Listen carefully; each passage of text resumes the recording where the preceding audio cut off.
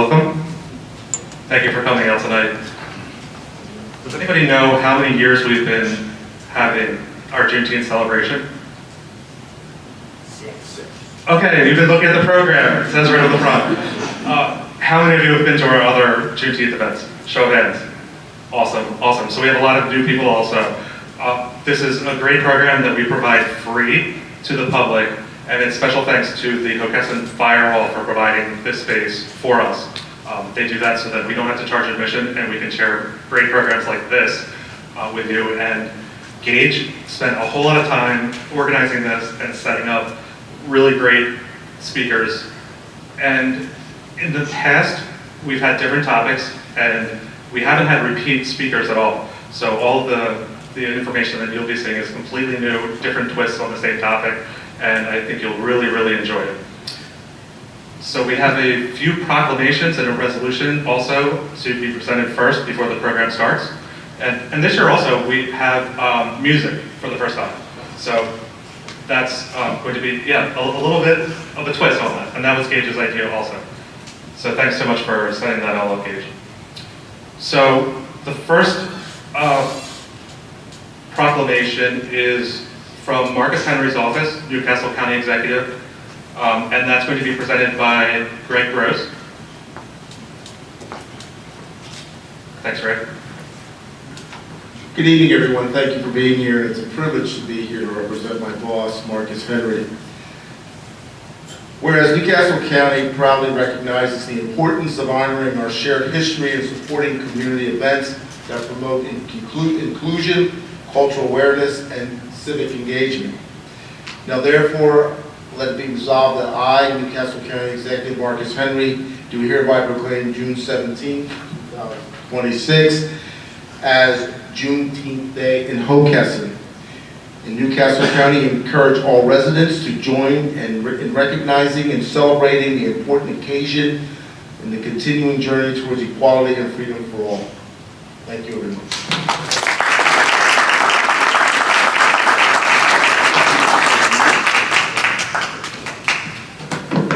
Thank you so much. Thank you. And we also have State Representative Mike Smith. Would you like to say a few words? Thank you. Thanks, Pete. Appreciate everybody coming out tonight. The Hockessin Historical Society does a fantastic job. So if you're not involved in their meetings and other things that they have throughout the year, I encourage you to get involved. I have a meeting on the second Tuesday in July at Hockessin Colored School 107C. It's one of my monthly meetings, but we're going to have some folks there to tell you about the space. You can rent it out for meetings and things, so we're trying to encourage people to come and know that they can utilize those spaces for nonprofits and their meetings as well. We have some of the richest history in the state here in District 22, and that space really is a meeting space, but kind of a museum as well that's considered a national park. So I'd encourage everybody to come out and check it out. The original Chief Justice that made desegregation happen is the father of our current Chief Justice, who's doing a lot in the state of Delaware to continue that legacy. So I'd encourage everyone to come by and learn more, but appreciate Pete and the Hockessin Historical Society for all that they do. They come to the meetings as well, and I know they're trying to get folks engaged, so please come on out. I'll be posting my newsletter as well.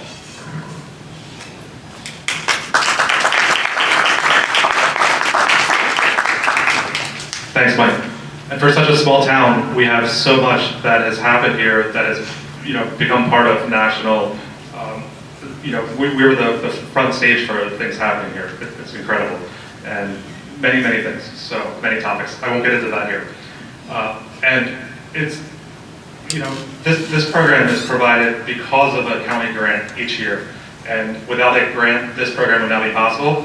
So we thank Newcastle County Council for that grant. And this will be our last program for Juneteenth, with Janet Kilpatrick being here as our representative. So we appreciate all the work that Janet's done to help us out, and especially to the president, Monique Williams-Johns, for your support of our program. We couldn't do it without you. Thank you so much.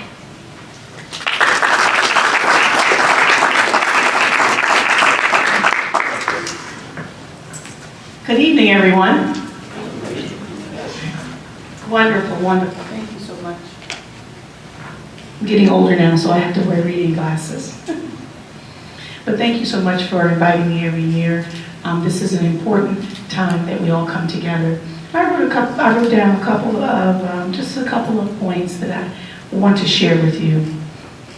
Juneteenth is a time to reflect on the enduring value of freedom, a principle that has shaped our country's history and continues to inspire its future. It reminds us that the path towards realizing our ideas has often been difficult and incomplete, but that progress is possible through courage, perseverance, and a commitment to human dignity. This week reminds us that freedom is more than a historical achievement. It is a responsibility. Each generation is called to preserve the liberties it has inherited, to strengthen the institutions that protect them, and to ensure that the promise of opportunity remains within reach for all. The story of America is one of a continual growth and renewal driven by people who believed that our nation could move ever closer to its higher principles. As we observe this week, or this day on June 19th, we honor those who endured hardship, those who worked to expand liberty, and those who continue to strengthen our communities today. Their examples, my grandparents, my great-grandparents, remind me that meaningful change is often the result of ordinary people demonstrating extraordinary character, determination, and faith in a better future. Juneteenth is not only a remembrance of the past, it is also a celebration of resilience, hope, and opportunity that come from a society striving to live up to its founding ideas. It is a moment to appreciate how far our nation has come while recognizing that the pursuit of liberty, justice, and equality remains an ongoing journey. May this week, this occasion with Juneteenth, encourage us to learn from our history, appreciate the freedoms we share, and renew our commitment to treating one another with respect and understanding and allowing grace. By doing so, we honor the legacy of those who came before us and help build a stronger, more united future for generations to come. So thank you so much for celebrating Juneteenth. Hockessin, I was telling them, I used to be Miss Hockessin years ago. So, and every time I come in the hall, it just brings back memories. And I remember that I was the only one at the time, when I mean the only African American, and how much a struggle it was. But I still was chosen as Miss Hockessin. So, you know, I thank you all for continuing to keep this alive for many, many years. Thank you so much.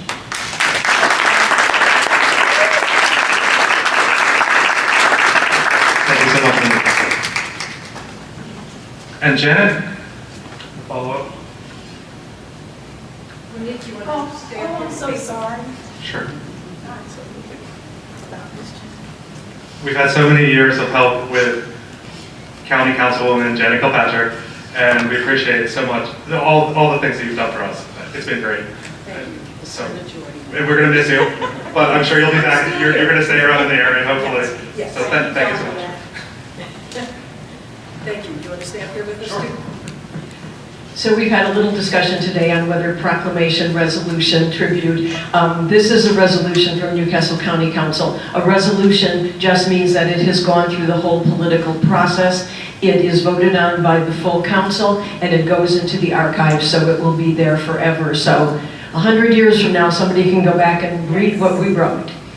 So resolution number 26123, recognizing and commending the Hockessin Historical Society for its dedication to preserving history, fostering community engagement, and promoting awareness of the enduring significance of Juneteenth. Whereas Juneteenth commemorates June 19, 1865, the day when the enslaved African Americans in Galveston, Texas, learned of their freedom more than 2 years after the issuance of the Emancipation Proclamation, marking a pivotal moment in American history. And whereas known as Freedom Day, Jubilee Day, and Emancipation Day, Juneteenth has grown into a national observance celebrating African American history, culture, resilience, and achievements. And whereas the annual observance of Juneteenth provides an opportunity for reflection, education, and dialogue about our nation's past, while inspiring continued progress towards equality and justice. And whereas the contributions of African Americans have strengthened and enriched communities throughout the United States and remain an essential part of our shared heritage. And whereas Juneteenth was officially recognized as a federal holiday in 2021, underscoring its importance as a day of remembrance and celebration for all Americans. And whereas the Hockessin Historical Society has demonstrated a commitment to preserving and sharing the stories, traditions, and historical significance associated with Juneteenth for the benefit of the community. Now therefore be it resolved by and for the County Council of Newcastle County that County Council hereby recognizes and commends the Hockessin Historical Society for its dedication to preserving history, fostering community engagement, and promoting awareness of the enduring significance of Juneteenth. Newcastle County Council joins residents across the state of Delaware in celebrating Juneteenth and honoring the resilience, achievements, and contributions of African Americans throughout history.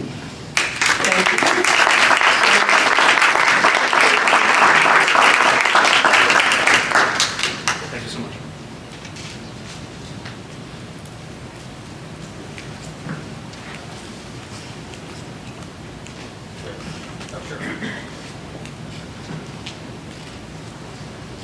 And we will now join in song to begin the program. We'll lift every voice and sing.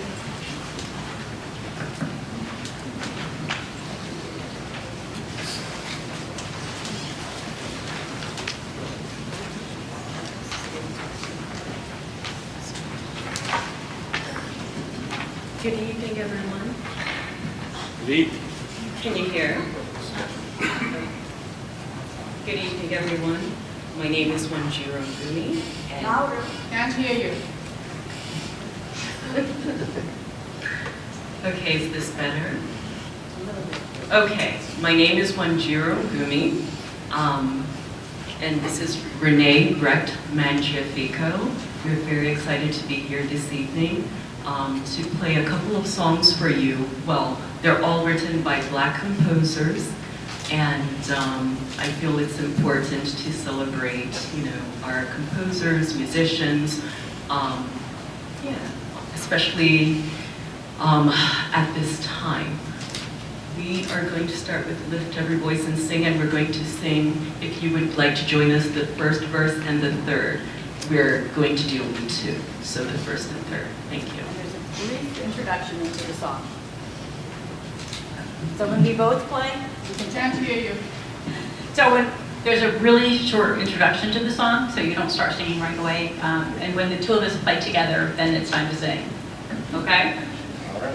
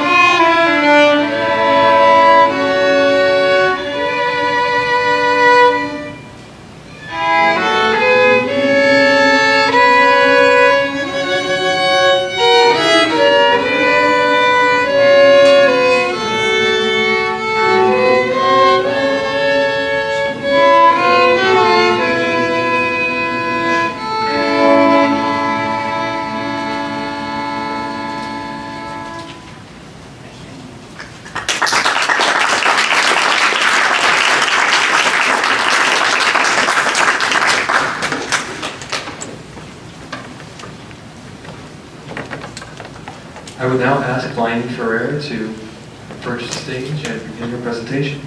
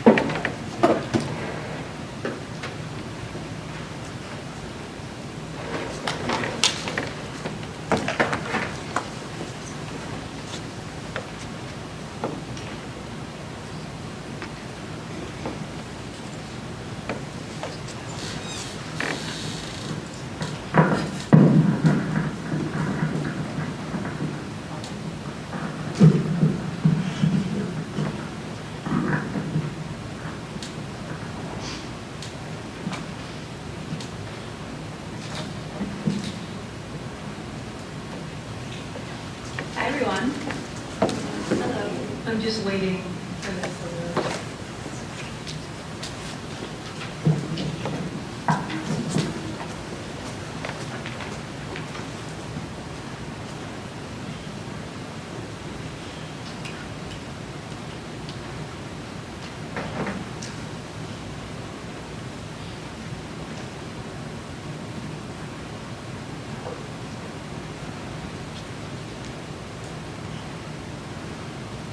Okay, good evening, everyone.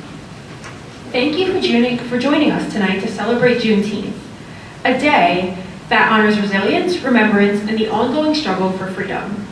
A special thank you to the Hockessin Historical Society and the Hockessin Fire Hall for hosting us right here in the heart of one of Delaware's historic milling communities. Northern Delaware's landscape is defined by water and industry. Here in Hockessin and the surrounding areas, the creeks and rivers, Pike Creek, White Clay, Mill Creek, Red Clay, the Brandywine, and the Christina, powered dozens of mills. This entire region, including Hockessin Valley, was once a dense network of milling communities where grain was ground, flour was barreled, and early American industry took root. Quaker families like the Shipleys, Canbys, and Tatnalls built these mills, but they were also built and sustained by the labor of Black residents. Though few of their objects and voices survive in the archival record, I have observed other objects that have helped me to contextualize the material lives and revolutionary heritage of Black Delawareans.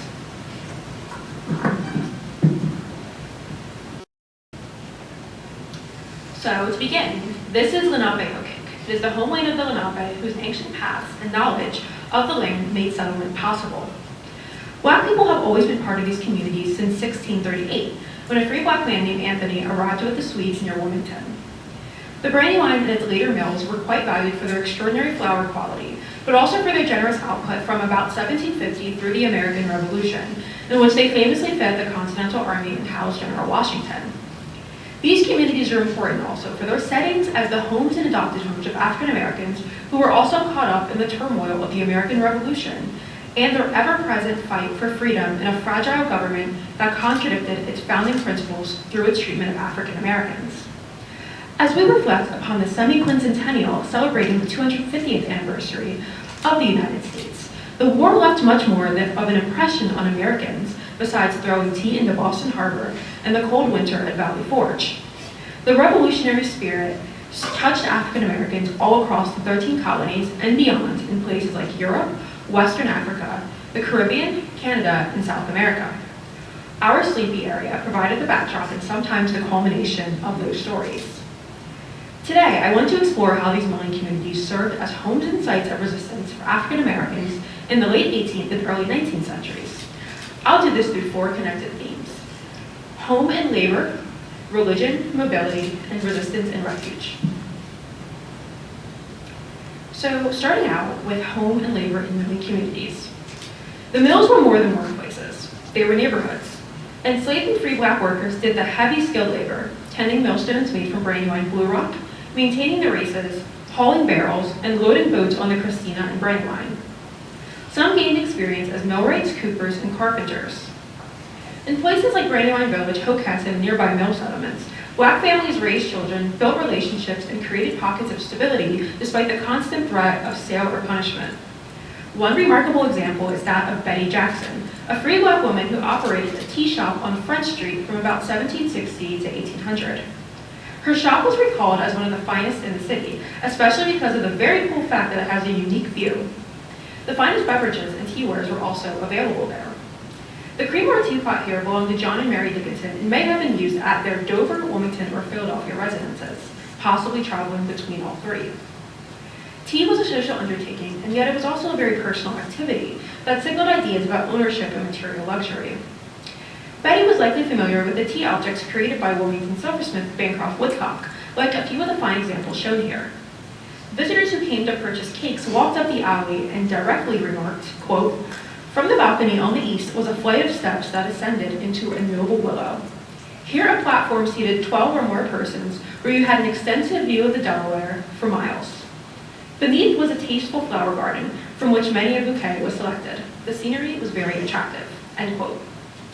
Furthermore, the allure of her shop was also remembered in a poem. This is a little foreshadowing because we have poetry coming tonight as well.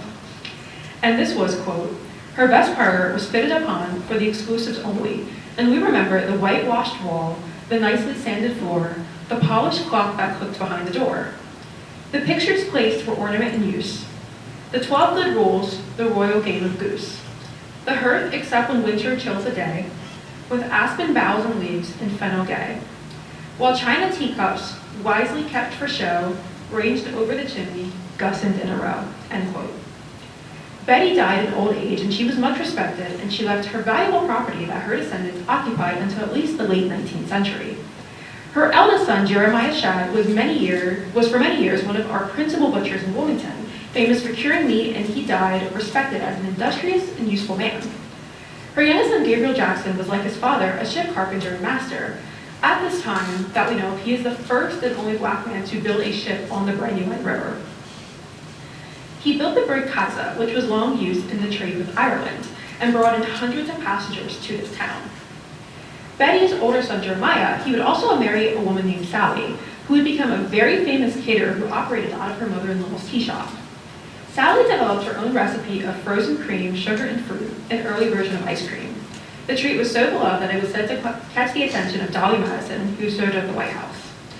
I don't know if that's actually true or not, but it is very clear that Sally Shad did actually invent an early version of ice cream. It's unclear if that's actually what inspired Dolly Madison, but there are other scholars who study sugar and confections and have her in those records as being an early proponent of that, so Wilmington's also possibly the home of ice cream. But these communities gave families like this proximity to transportation routes, markets, and information, resources they used to negotiate better conditions or work toward freedom. Another case of early Republican motherhood among Black women is recorded close to the heart of Wilmington in and around Rodney Square. Seen here is one of Wilmington's iconic buildings, the First Presbyterian Church, now located along the Brandywine. But formerly, it was in the location of the present Wilmington Library. Wilmington resident Elizabeth Montgomery recalls, quote, "Opposite on the west side was an excellent vegetable garden attended to by a good old man, M. Campbell, who supplied its owner's table, Governor Dickinson, and served the market for his own benefit. The cabin adjoining was built by an industrious colored woman who lived upwards of 100 years, and her name was Lydia Hall. She had 2 sons who served in the Continental Army, but one was taken as a prisoner of war by the British, and she never saw him again." By 1790, Newcastle County had 639 free Black people and 2,562 enslaved, many of them living and working right in these milling villages. In 1804, the almshouse was rebuilt after a fire in Wilmington, and within 3 years, it added buildings for the treatment of mental health illnesses and a separate structure for Black residents. And here I marked actually where she actually lived, so it would have been directly across from the Wilmington Library, also directly on the other side of Rodney Square, which is pretty cool. Bringing to the next theme, religion as resistance and community building. Faith was very important and offered spiritual refuge and practical organizing space within milling Black areas. Pictured here is founder and bishop of the African Methodist Episcopal Church, Richard Allen, who drove salt wagons from Rehoboth Beach to the Continental Encampment at Valley Forge during the American Revolution, long before he was a minister. He is the most famous example. Though his major work was in Philadelphia, he was born enslaved in Kent County. His story echoes the experiences of many Black Delawareans who moved between milling villages and emerging Black churches. In northern Delaware, Black residents in the mill communities began forming independent worship spaces and mutual aid networks that challenged the racial restrictions of white churches. He actually decided to create the African Methodist Church because he came to a point where he was tired of African Americans having to sit on the second row balcony, and that's when he actually decided to create the second church. It was fully because of the seating arrangements. Religion helps sustain dignity and build leadership, and it also helped shape the identities of African Americans. Well-established trader Captain Cuffy, who owned and operated several ships that were manned by exclusively Black crews, and he traded as far as Sierra Leone and Nova Scotia. And he was especially noted for his Quaker dress and dedicated attendance at the Wilmington Friends meeting. Getting into mobility, sailors, soldiers, and the bulk of Negroes. The milling economy was tied to shipping and trade, which created pathways for mobility. Some Black men from these communities joined the fight for freedom during the Revolution. Cato Fagan came from Mill Creek Hundred, and he enlisted twice in the Flying Camp in 1776 and the Delaware Regiment in 1777. Samuel Bower was born in Barbados, but he enlisted in the Delaware Regiment from Wilmington. Jonathan Cato Martin was enslaved to William Marshall in Wilmington. He may have originally been enslaved in Wilmington to John Dickinson, where he may have been a blacksmith. Martin became one of the first Black Continental Marines and sailed on the brig Reprisal, which was painted in this late 20th century work by William Nolan Van Powell. Reprisal became the first American ship to enter European waters when it took Benjamin Franklin to France. It is unknown if Martin was on the ship at this time. The ship was lost off the coast of Newfoundland on October 1st, 1777, where all men on board perished, including Martin. Others sought liberty with the British Army. Thousands of African Americans relocated to Nova Scotia and some later on to Sierra Leone. The Book of Negroes was written in 1783, a manuscript ledger that documented African Americans departing New York City with the remainder of the British Army for Canada. The ledger recorded at least 2 Delaware men, John Thomas from Duck Creek, who had served until age 21 when he claimed freedom, and Anthony Trowell.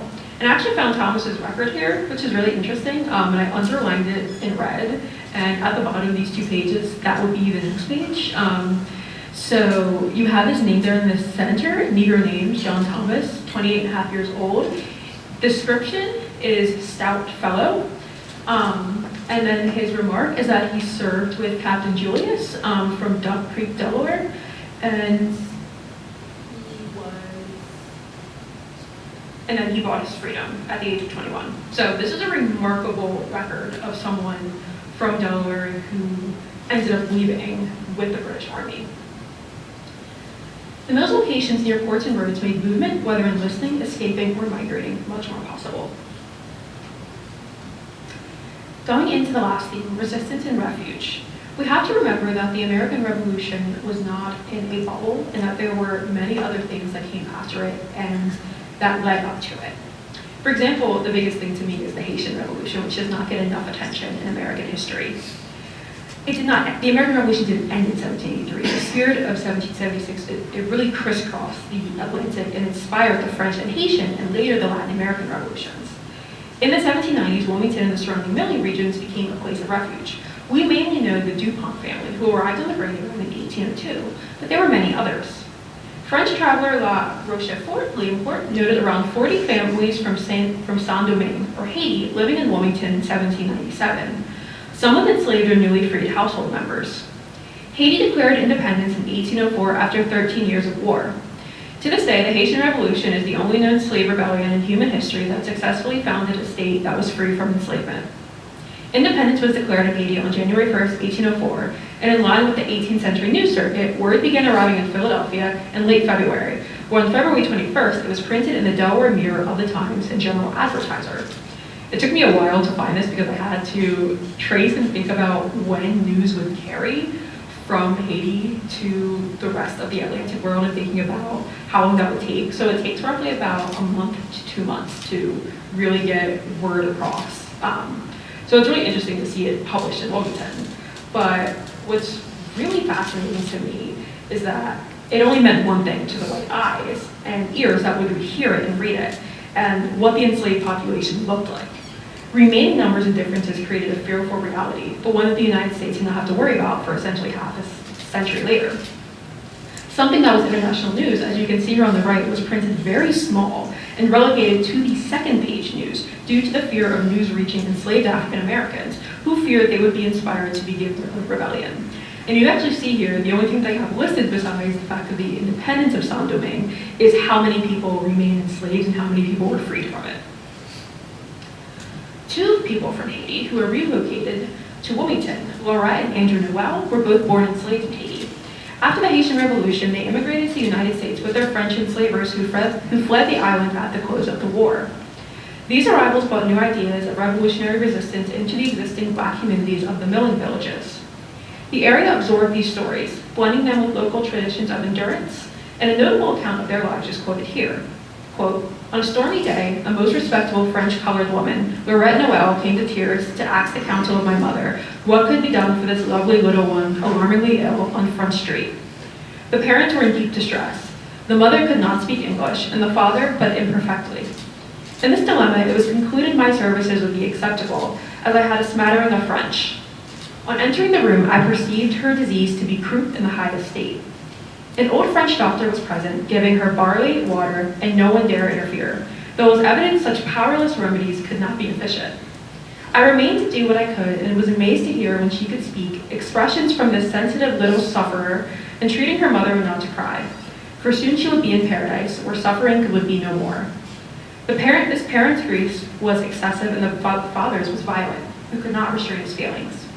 In a few hours, this lovely little one fell asleep to awaken in heaven.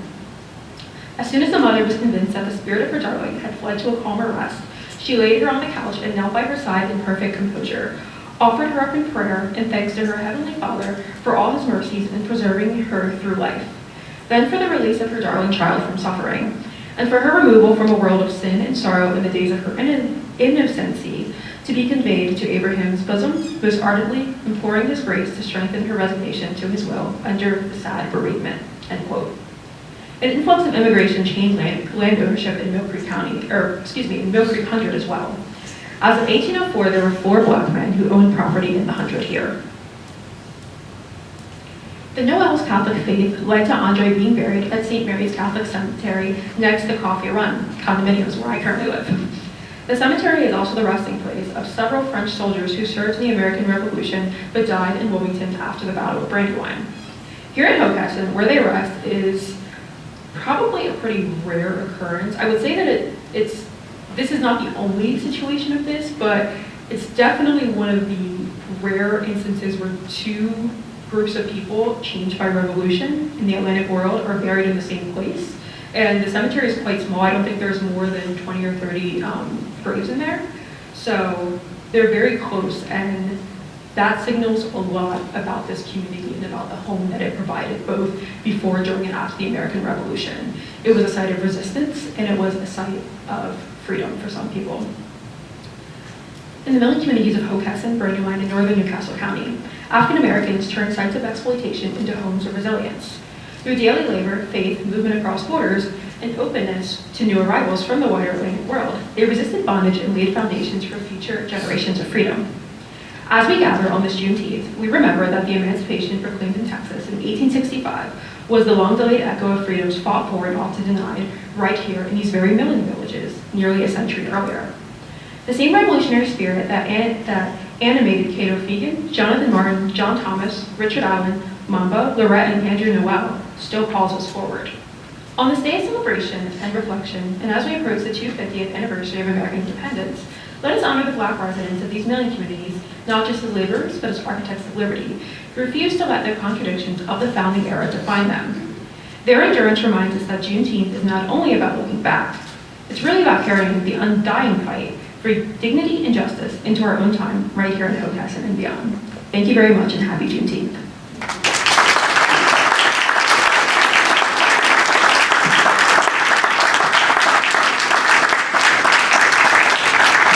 I believe I now can take a few questions, I believe. Yes? Yeah, what a wonderful presentation. Thank you so much. I would just like to know more about your process on this. How long did it take you to do all this research for this particular presentation? That's a great question. Thank you. And if anyone couldn't hear, she asked how long it took me to do research and what my approach to it was. And this project actually spawned from an internship I did last year with Delaware 250. We were crafting an exhibition that actually didn't end up taking off, unfortunately. But this was kind of unfinished work and research I did for that internship.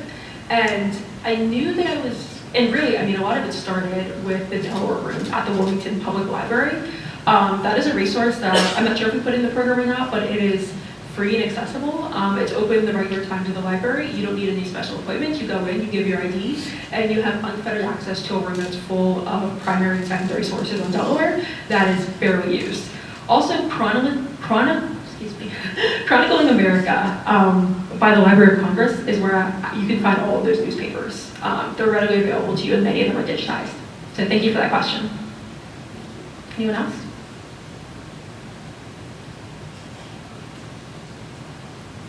Yes. Again, amazing presentation. I really enjoyed it. My question is, again, about your research. Did you utilize, I believe there's a website called familysearch.org, just because some of the records, I remember them from some of my own personal, like, deep dive rabbit holes. So I do think the handwritten ones are so, they're like archival pieces. So is there anywhere else in addition to familysearch.org? I know you mentioned the Wilmington Library. Yeah, for anyone looking to do their own discovery. No, absolutely. That's a great point. And Family Search is great for anyone that hasn't used it for their genealogy. A lot of the time, people, distant cousins of yours have already done their genealogy. So for a lot of people, I know for my boyfriend's late grandfather, we were able to trace his genealogy back to BC era, just because when you connect to a famous person, like, it's just going to keep going. And Family Search is also a free service that's provided, I believe, by the Church of Latter-day Saints. Completely free service, and it basically is kind of the same interface as Ancestry.com, and I actually use those to cross-reference each other because sometimes people have different things. Chronicling America, Library of Congress, but it's also our local institutions, places like Winter Museum, kind of all the places I have up here, really just also going through their collections. And because I don't have many objects that are directly connected to the people I'm talking about, I am able to think about their lives through other objects and through things that were left behind that they would have used but wouldn't have been entitled to that ownership. So really just museum collections, I think, is integral to the process. But the first-hand sources are so fascinating. And even looking at them on screen doesn't do justice to looking at it in person. So I highly recommend archival research to anyone. I know it can seem very daunting, but once you get into it, you're not able to stop. Yeah, any other questions? Well, I have another one. I was so interested in your material on the Haitian Revolution. I'm not aware of that. That's very interesting. And that there were immigrants to this country who came from Haiti as free people coming to Wilmington or Philadelphia. I couldn't quite catch exactly where they were when they came here. But what I was curious about is if they arrived here around 1804 or, the time of the revolution in Haiti, wouldn't they have been immediately forced back into slavery? So no, that's really interesting. And people started to come to East Coast cities like Philadelphia, and we have record that 40 families came from Haiti to Wilmington. And they specifically came around 1804 because, not to go about the Haitian Revolution, the way the Haitian Revolution kind of worked is that in 1791 there was a huge uprising, and that is kind of what kicked things off, and then you had a series of different war changes that led to independence. But when they kind of came here, it's really, really interesting because the way that we think about immigration is a little bit different than we think about it in early America. In a lot of ways, from the accounts I've read, they kind of treated them sovereign in a way. Sort of, some of the French people, they were kind of treated as a sovereignty in a way, and a lot of them ended up still caring for the people they formerly enslaved and living with them. So it's actually a very interesting balance. I think there's a lot more research to be done into that, but there were a lot of people coming here starting in the 1790s. There's a great book, I don't have the author's name, but it's called Those Frenchified Dames, and it's about the transformation of Philadelphia into a French city, kind of with the fallout of the French Revolution and the Haitian Revolution. And another account that I read is that the French set up bathhouses on the Brandywine River, which was a common practice in France, but it was very strange apparently to everyone else around Wilmington. And that's actually something in those accounts. And before I leave, I'll also say that the book Reminiscences of Wilmington by Elizabeth Montgomery was very, very helpful. It was written about 1852. And at the time, I believe she's in her 60s, and she's just recalling things of her childhood and things that her mother grew up telling her and things that she says. And the book's interesting because she starts on different streets in Wilmington, and each chapter is about a different street. And it's like, as you move along here, then you'll encounter this person and this happened. So these ideas of family history and family memory were really core to this project. Yeah, it was a lot of fun. Anything else for anyone? All right, thank you very much, everyone.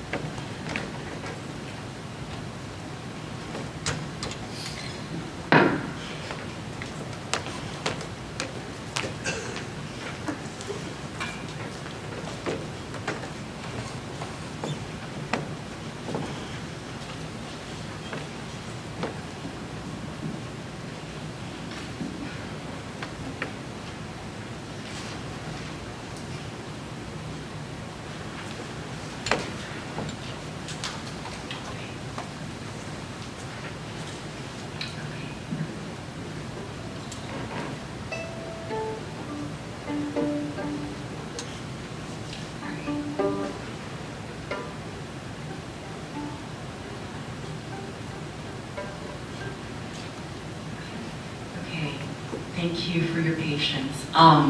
We are going to do a medley of songs, which we entitled Freedom, the Road Leads Back to You, because there is a Ray Charles song, Georgia, which the road leads back to Georgia. So our road will always lead back to freedom. That's what I believe.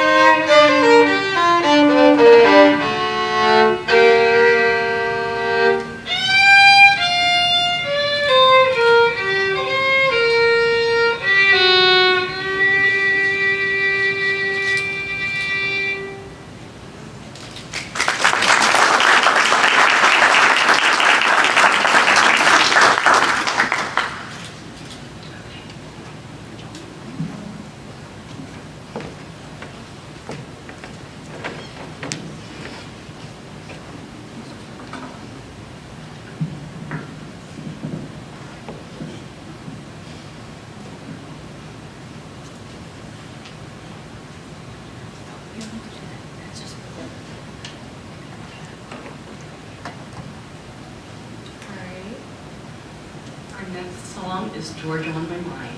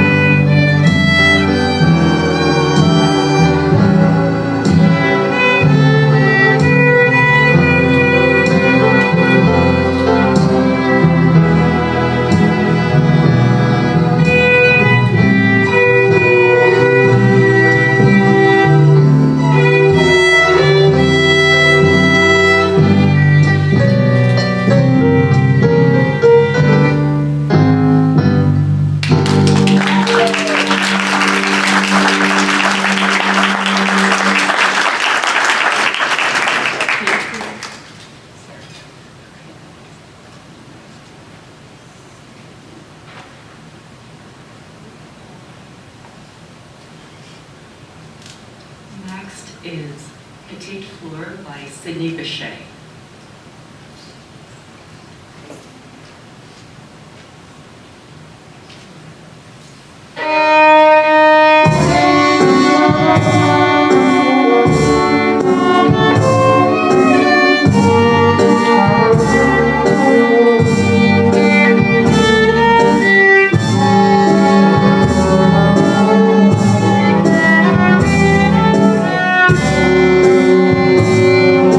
Thank you.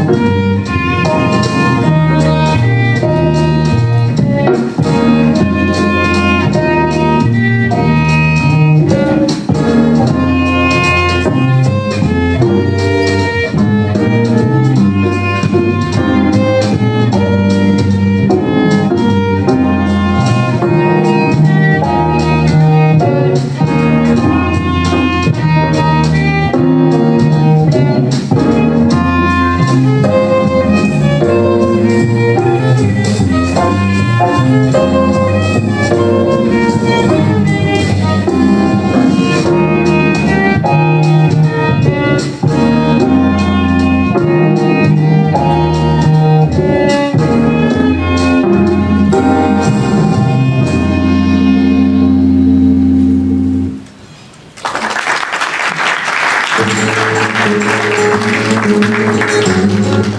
want to say something about that. So about 60% of that song was her improvising for the first time in public.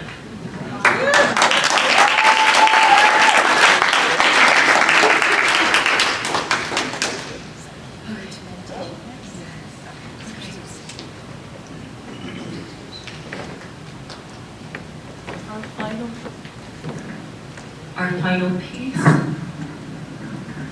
is meditation. Hope you enjoy it.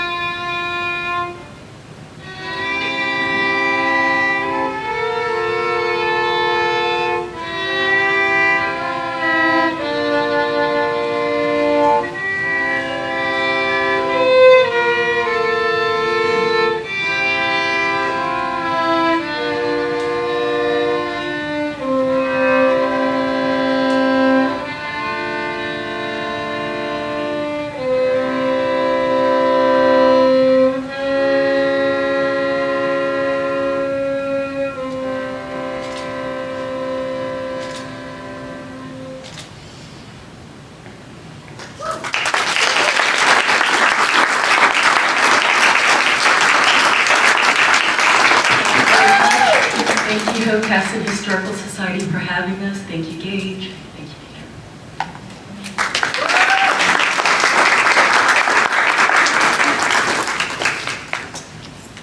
I'd like to now welcome Vince Can Watchorn. hear you.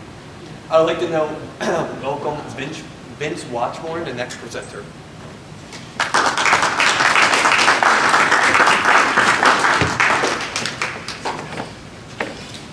I don't know how I'm supposed to follow that. Lining followed by beautiful music, and I'm sandwiched between that and the poetry.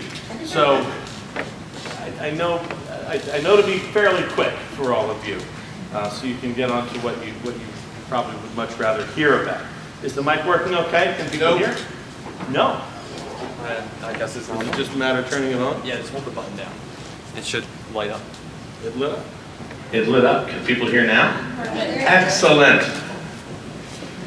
My name is Vince Watchorn. I'm the founding president of the Friends of Cooch's Bridge Historic Site. How many people have heard of Cooch's Bridge at all? How many people are wondering why is somebody from a colonial battlefield organization, why is somebody speaking at Juneteenth?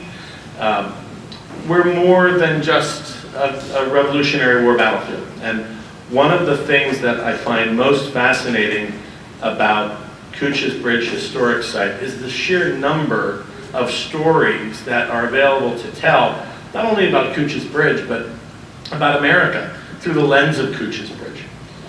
One of these, actually many of them, will connect, I believe, the research that Liney is doing about milling in Hockessin with milling at Cooch's Bridge and in Pencader 100, particularly at the Cooch Diet Mill. But we recognize that there are many, many stories beyond just one story that happened in 1777 for 3 or 4 days. We recognize that humans have inhabited that area, that landscape around Iron Hill for more than 12,000 years. Fishing, hunting, trading to sustain themselves, because that area just outside Newark was the kind of landscape that supported human life in a very industrial way. Our organization exists to ensure that the preservation of the site and its grounds lasts for future generations. We want to promote public access to the site. Our job is outreach, advocacy, building partnerships, fundraising, and supporting rigorous research into the site's various populations.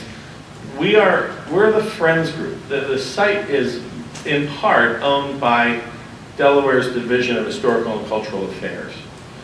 We support them. They do the interpretation, they do the research, they do the academic and the intellectual work.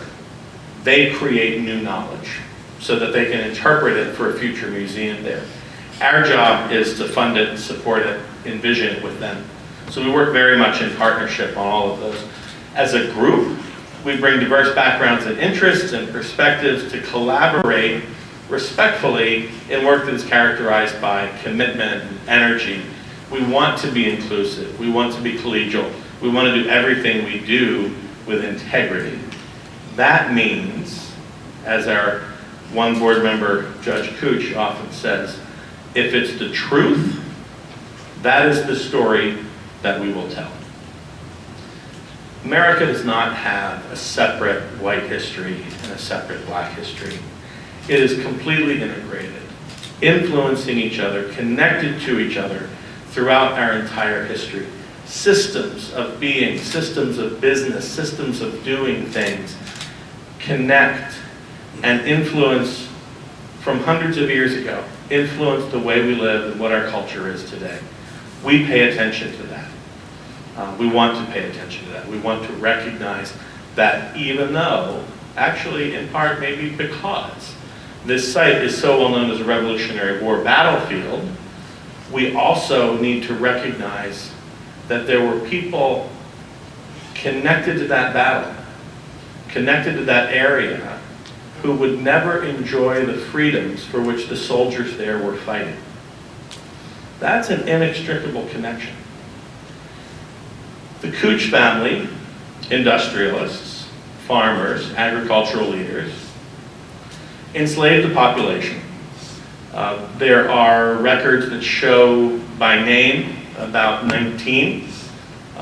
We just discovered a new one about a year ago, actually not enslaved by the Cooch family, but enslaved indeed and on the property, but enslaved by someone else. So again, this inextricable link is there. In order to have a prosperous farm and mill and industry in 1750, 1790, enslavement was part of the capitalist structure, the system to make it work. And so we want to pay attention to that. One of the projects that we did very early on was to initiate, we were founded in 2020, by the way, I should have mentioned that. Very early on, we took on a project to learn more about the African American heritage in the area. The Cooch family has lived in that house. They are now the 10th living generation to be connected to the house. 8 generations lived there full time. And I don't think they threw anything away. So when we were starting the question of how do we support the research into the African American history that has been completely overlooked, untold, marginalized for 270 years, we went right into the archives that were in the attic. We were able to fund 2 different internships to look at mill books that probably hadn't been opened for 200 years or more, that had labor records, that had sales records, and the HCA team and the researchers, the interns that we funded and that they hired, were able to capture information about how many African Americans in the area were using a barter system with the Cooch family, or who were the others who were operating the mill. That it was a gathering place, that there were people recorded, free and enslaved African Americans working in the mill, and in one case, someone who had been educated apparently by the Cooch family to be the miller, to be the person actually leading the very complex work of running the mill. So there's much to learn, and much more than we think we can do on our own. So part of what we thought would be necessary would be to capture this information and share it outward. Again, we're not the group that does the research, but we can make the connections with audience and we can invite people in.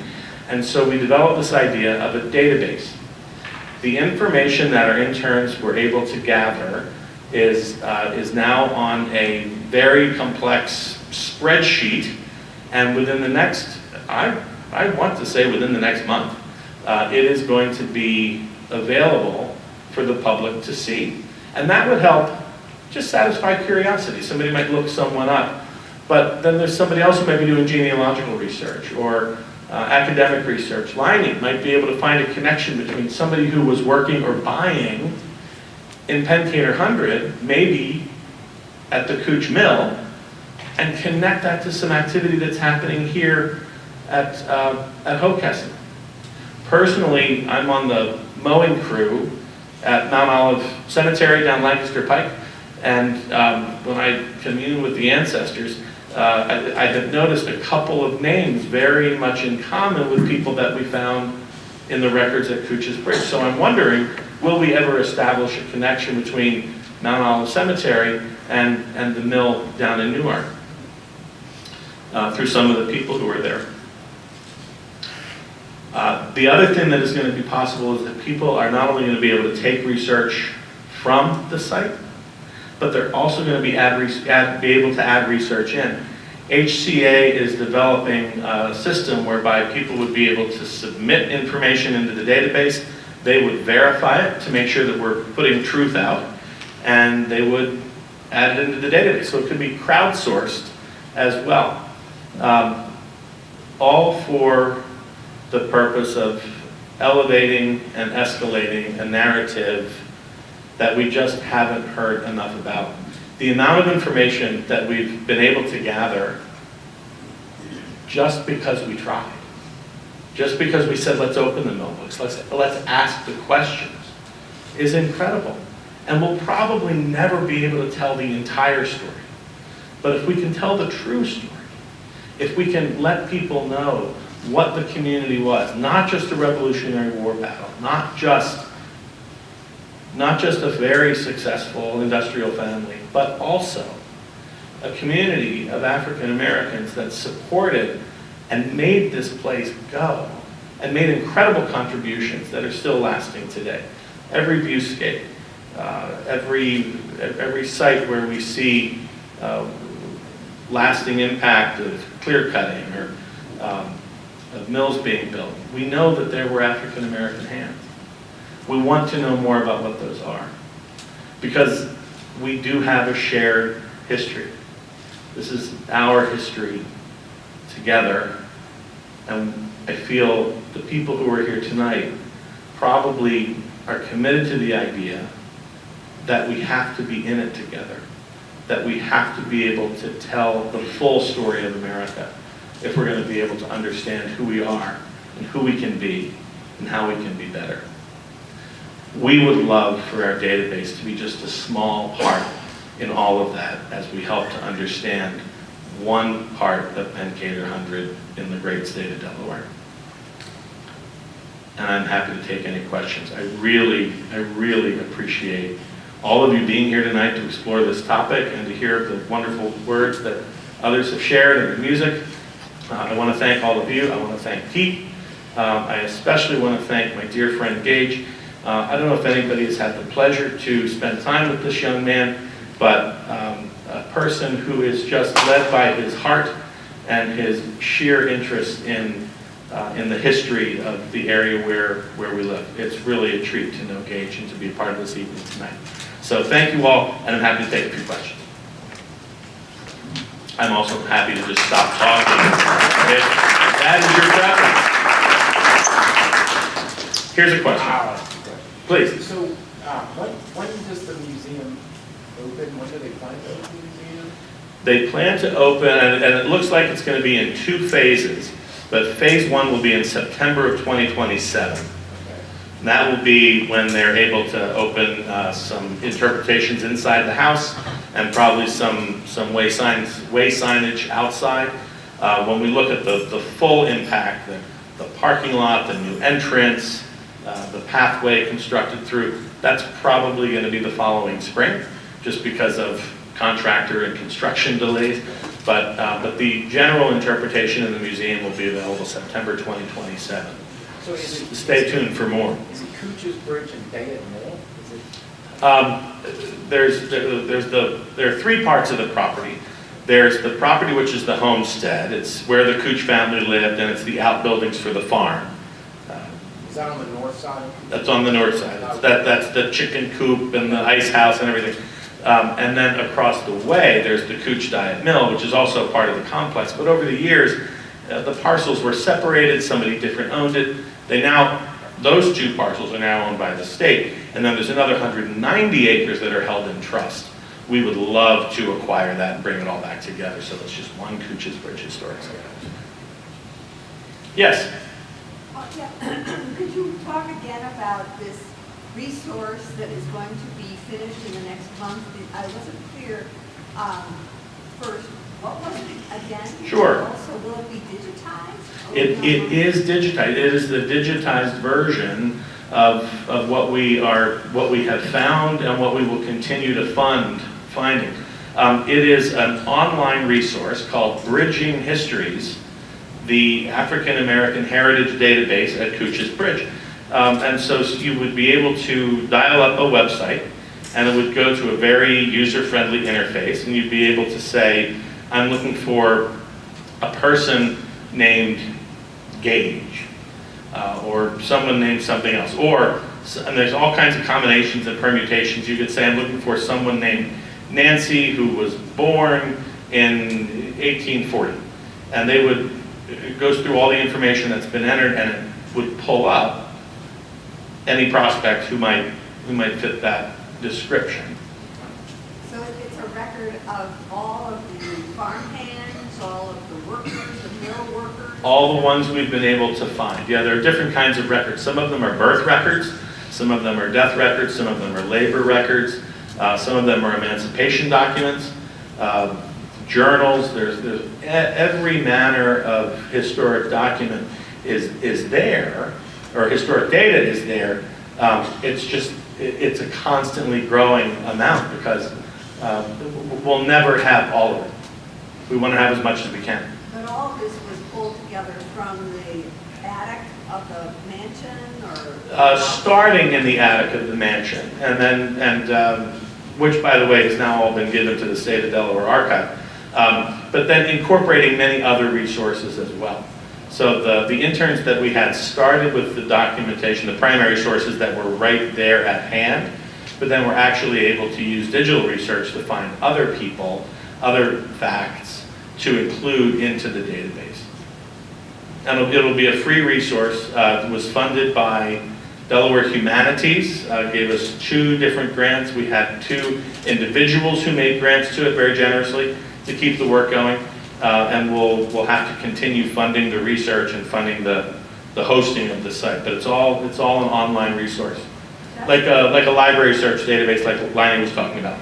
And it's just such a valuable asset for Delawareans to be able to know they could go there, because those documents are going to disintegrate.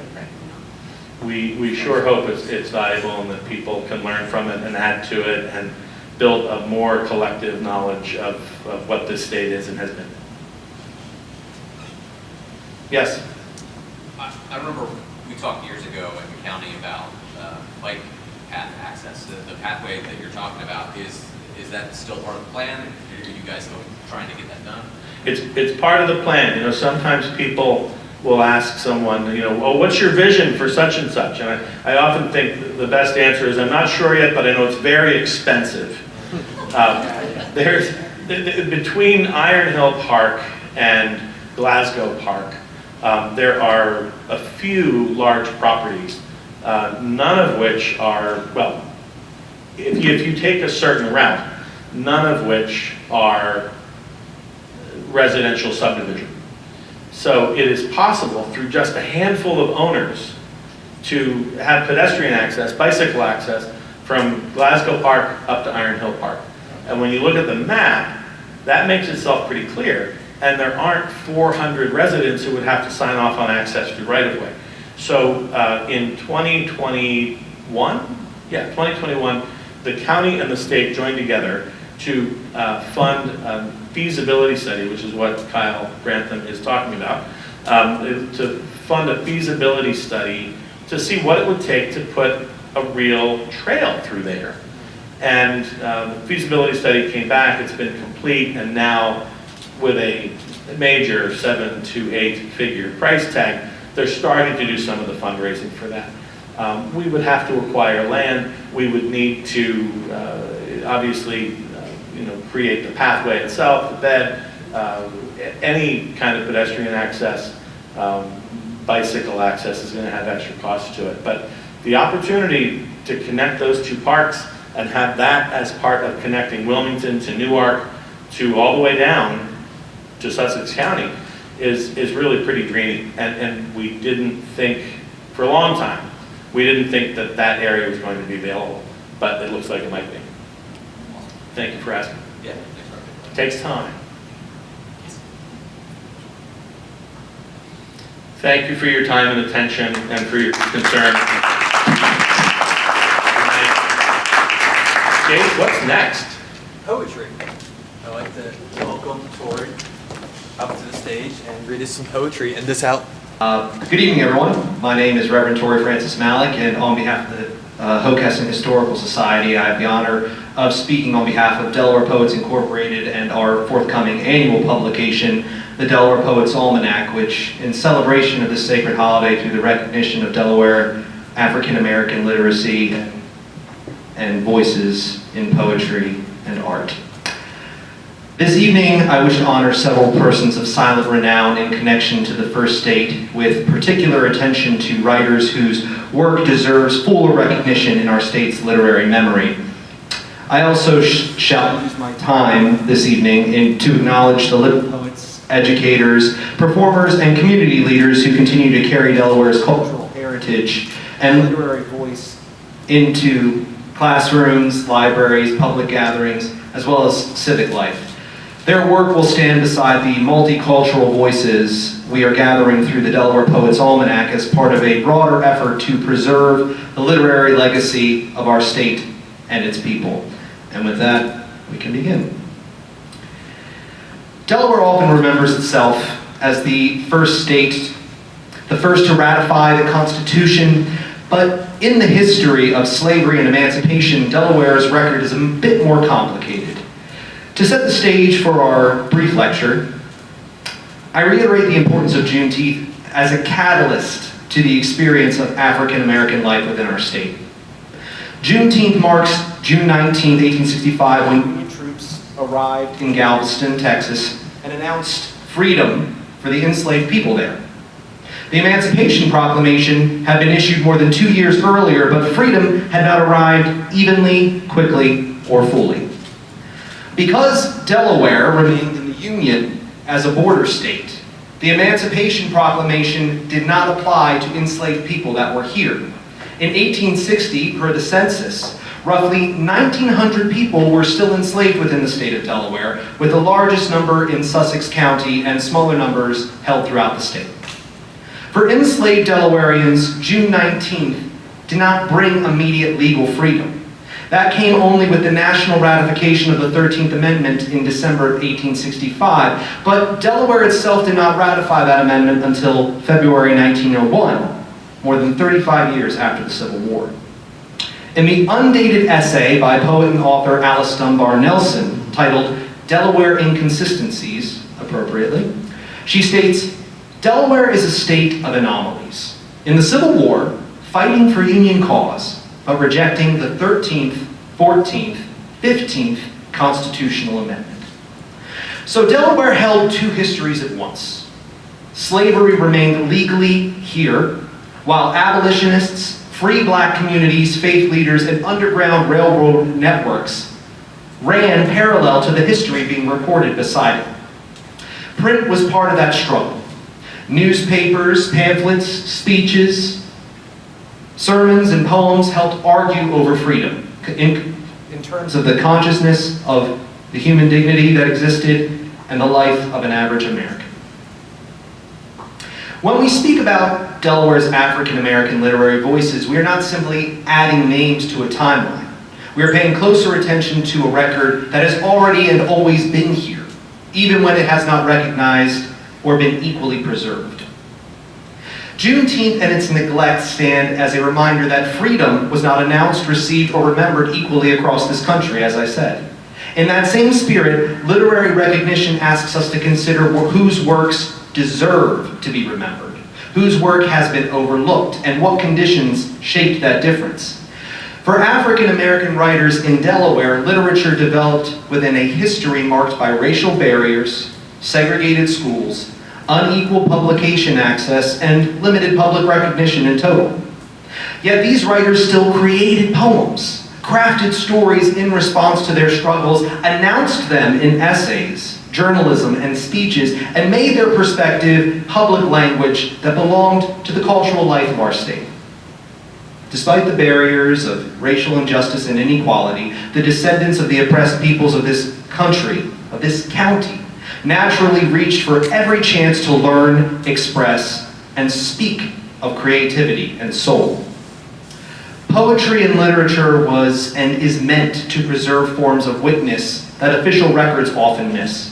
Faith, grief, protest, beauty, endurance, even humor, and private thought. That record grew from the life of the state itself, from the schools and the churches, the newspapers and civic organizations, neighborhoods, classrooms, and public spaces where language was taught, spoken, printed, argued, and carried forward. In the context of Juneteenth, recognizing African American literary excellence is not separate from studying the history of freedom.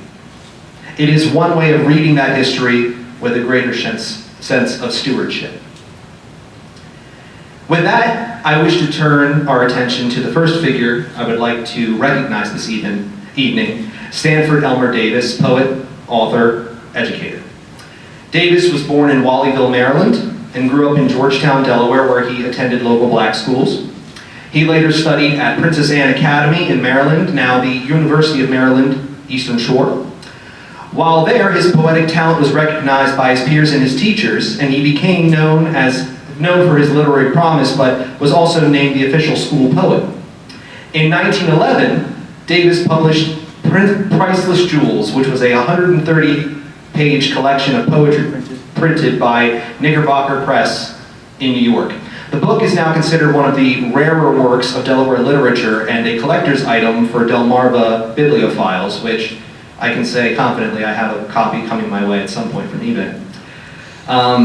His work also received recognition beyond Delaware. An August 3rd, 1911 article that was published in the Evening Journal of Wilmington reported that President William Howard Taft himself had personally extended his congratulations to Davis on his poetic work in 1909, which was a fact repeated in Stanford's obituary in 1949. Davis's book contains more than 70 poems speaking to his experience and culture, but I'd like to share one I particularly enjoy from his collection. It's called Too Late. There are times that one gets drifting in a whirlwind way from home, like a piece of paper floating, helpless on a hopeless roam. And you try your best to settle, yet here's your revengeful fate. Though you strive with all your efforts, you'll at last find all's too late. There are times when sorrow's deepest seem to swell your inmost soul, how your heart then aches with sadness. You lose all hopes of life's goal. Then comes to your mind a vision of those thoughts you deathly hate, with an unforgiving feeling that at last you were too late. Often wasted golden chances, reflected after past and gone, renewing your condemnation, though they still are marching on, and you feel all you accomplish is nothing thought ever how great, for those thoughts that all your courage, just the thoughts I am too late. Now let us turn our attention to a local Delawarean figure who may be familiar from her quote earlier in the lecture, Mrs. Alice Dunbar Nelson. Alice Dunbar Nelson was born in New Orleans in 1875, but Delaware became one of the defining places of her adult life after relocating to Wilmington in 1902.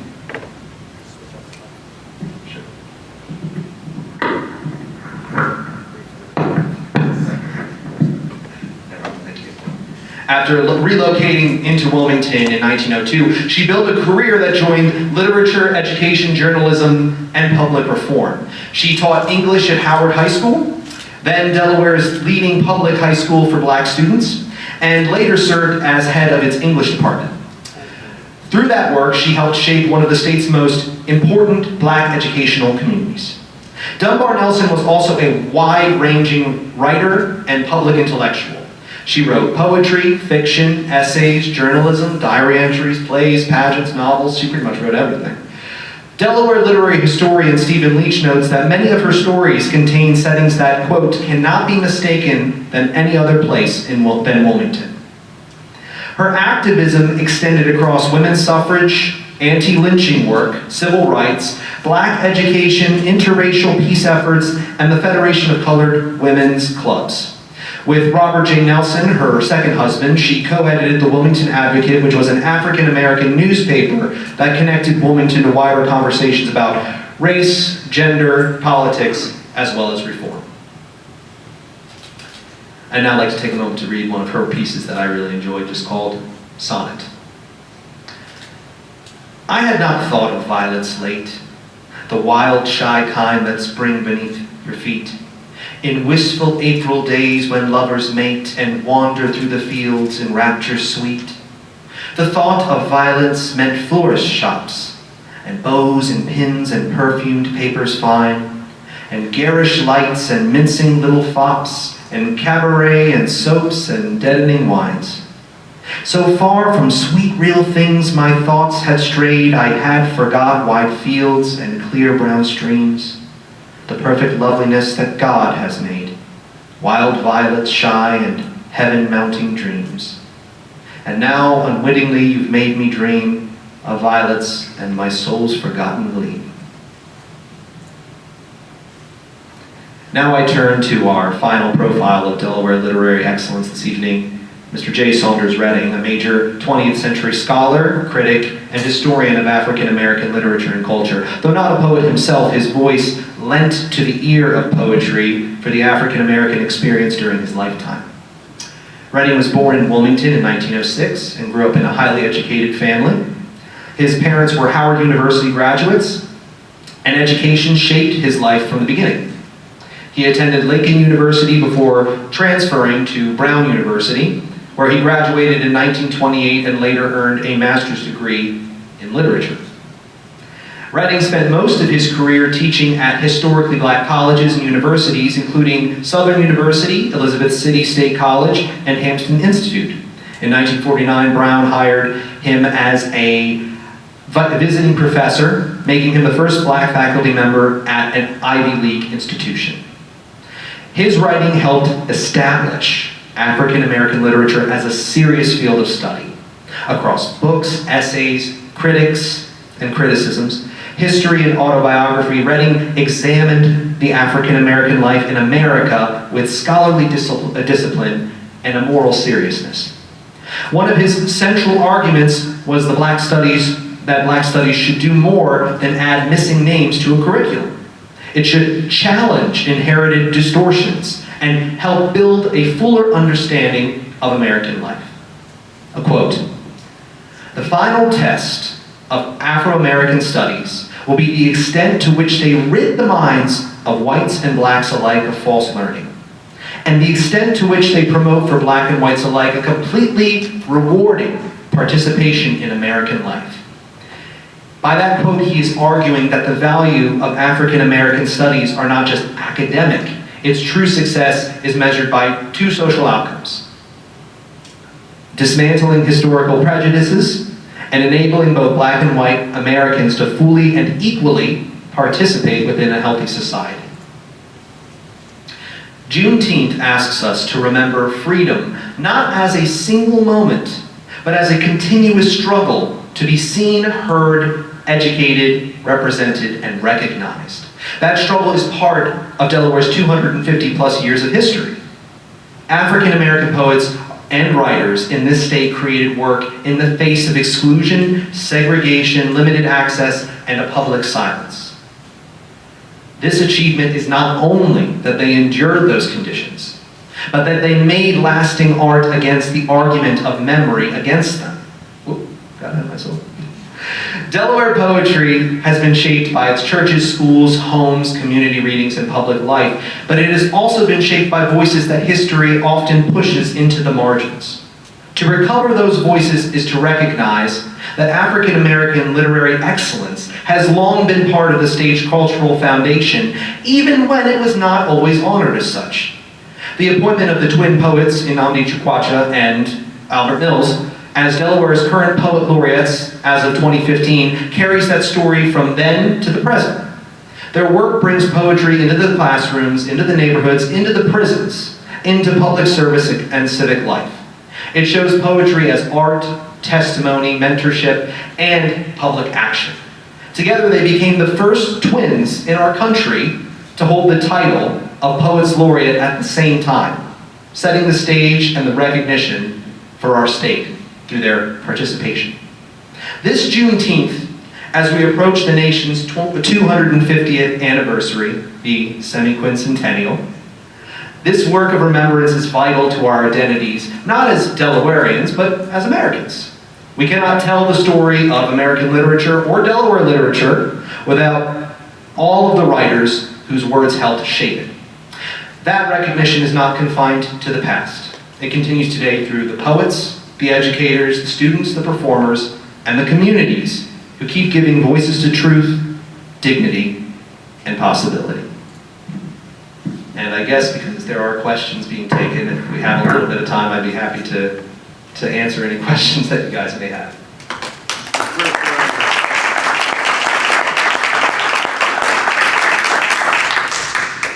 Yes. If we had a lot more time here, do you think there will be a lot more poets that you guys would mention? Absolutely. I mean, as I mentioned, and that's an excellent question. Stanford Davis alone, his book had 38 pages of poetry. Alice Dunbar Nelson wrote multitudes of poetry across her entire career. And I would love to bring up and mention some of the contemporary poetry that exists within the state, stuff written by, community activist B.B. Coker, the twin poets, and some of my colleagues and contemporaries like Dennis Spence and Jarrell G. Jones. But as I said, the voices are still continuing, and the American experience is kind of what's giving that voice a second rise. It's giving us a chance to hear it again in different perspectives. And that lends to the voice as it continues. It's a big part of the culture of identifying and speaking to the truth of our own experience by, recognizing that heritage. So to answer your question, yes, absolutely. And I hope sometime soon we'll be able to share some more of that with everyone. Thank you.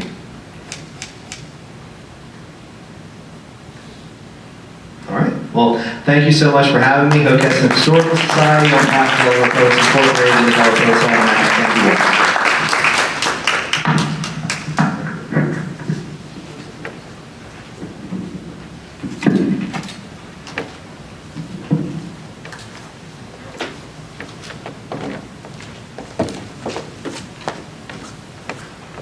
All right, everyone. Thank you so much for joining us.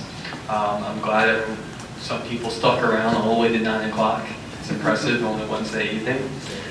Thank you for joining us and just following along with these great stories about local history and connecting it to international and national stories and the 250. Thank you all very much for coming once again, and I look forward to seeing you next year and hopefully to more events in the future. We're always looking for volunteers just to get together and help keep this historic site up, which features our main museum next to Hockessin Athletic Club, Tweeds, which is right next to the main museum in Hack, and also Lamborn Library. So we're always looking for volunteers to help get some events together, do their own presentations of their own topics. So anyway, thank you again, and hope you guys have a good night. Happy Juneteenth.